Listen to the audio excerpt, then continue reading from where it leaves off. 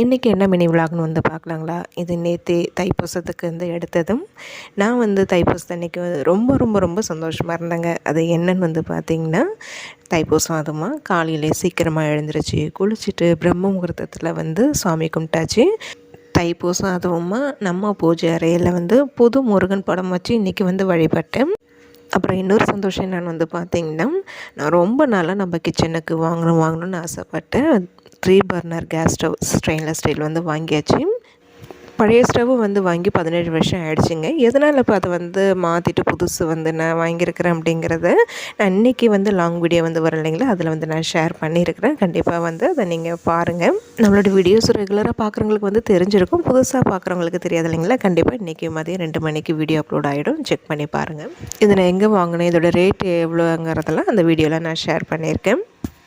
இன்றைக்கி தைப்பூசம் இல்லைங்களா, இன்றைக்கி வந்து பிரம்ம முகூர்த்தத்துலேயே நம்ம புது அடுப்பை வந்து ஓப்பன் பண்ணி நம்ம இதில் பால் காய்ச்சி நம்ம முருகனுக்கு வந்து வச்சு படைக்கலாமேன்ட்டு தான் வந்து நான் வாங்கும் போதே வந்து நான் பிளான் பண்ணிட்டேன்.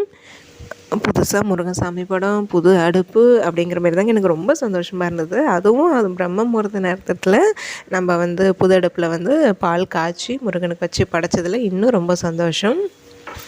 காலையில் ஒரு 3:50க்கு எழுந்திரிச்சேங்க. கரெக்டாக 6 மணி வரைக்குமே எனக்கு கொஞ்சம் ரெஸ்ட் இல்லாமல் கரெக்டாக தான் போயிட்டுருந்தது. பூஜையெல்லாம் வந்து பண்ணிவிட்டு பால் காய்ச்சி படைச்சிட்டு அதுக்கப்புறம் வெளியில் போய் கோலம்லாம் போட்டுட்டு கோயிலுக்கும் வந்து போயிருந்தேன்.